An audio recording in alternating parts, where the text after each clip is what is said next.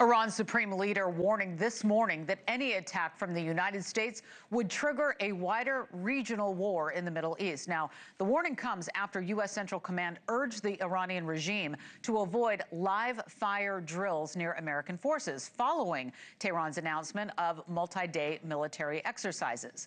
In a statement, CENTCOM said, quote, any unsafe and unprofessional behavior near U.S. forces, regional partners, or commercial vessels increases risks of collision, escalation, and destabilization, adding that, quote, we will not tolerate unsafe Islamic Revolutionary Guard Corps action. President Trump sharing confidence that a deal can get done, confirming that the two sides are in serious discussions, as he calls it. And joining me now is retired U.S. Air Force Brigadier General Rob Spalding to talk through it all. Rob, thank you very much for being here today. Thank you. Okay, so we've got this threat of a regional war, right, from the Ayatollah, who was one of the most direct yet towards the U.S. at this point. What do you think the Ayatollah means by regional war? Walk us through what that means. I don't think he really has anything in his mind at all. You know, if you remember that he had the same comments prior to Midnight Hammer that's going to spark a regional war, and it was really nothing happened. Yeah, they fired some missiles, but they were all intercepted. And so I don't think they have any options here. And really, I think this is the next domino to fall after Venezuela. And as we take a look around the globe, are we alone? Is the Supreme Leader putting other countries on notice with this besides us?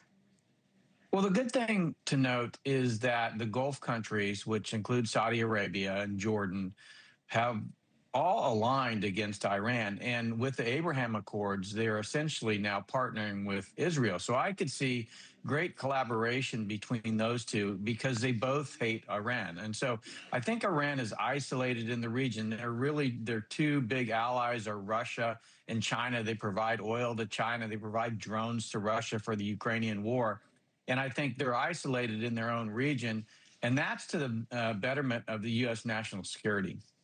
You know, right now it seems unclear whether President Trump will use force, but of course he certainly has the assets to. An American armada led by the USS Abraham Lincoln air carrier and its thousands of troops arrived in the region this past week, and we're showing you that vessel there on the screen. The region this past week has been very busy, of course. Do you see reinforcements being potentially sent in amid the new threats, or would they be there anywhere? I don't know if you heard President Trump say this week, you know, they've got to float somewhere, may as well be in this area. Well, I think that the U.S. forces could actually be in support of possibly an Israeli and Saudi collaboration into Iran.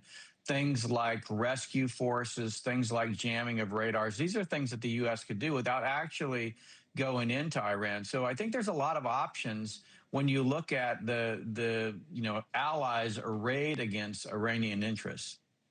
We've got two deadly explosions that were reported in Iran Saturday, killing at least 5 people and injuring several more. And then state television said one of those explosions was actually a gas leak, and a local report aired footage of a man in a green security force uniform being carried out on a stretcher. But, however, the Iranian Revolutionary Guard denied that a Republican Guard commander had been injured. So, you know, we're trying to make sense of it all. Why do you think it was necessary for the Revolutionary Guard to point that fact out if the explosion was identified as a gas leak? I think you're starting to see the fracturing of the Iranian regime. We know that the Mossad works actively through proxies in Iran. They've gone after their nuclear scientists before their nuclear program. And I think as the pressure continues on the Iranian regime, you're going to continue to see these factions that try to break away and cause, you know, the downfall of the regime. And so, you know, that's what you're probably seeing is this cracking of the regime inside of Iran. I appreciate your perspective. We covered a lot. Retired U.S. Air Force Brigadier General Rob Spalding, thank you very much for coming on the show today. Thank you. Thank you for watching. Subscribe below and download our NewsNation app right now on your phone, and you will get fact-based, unbiased news for all Americans.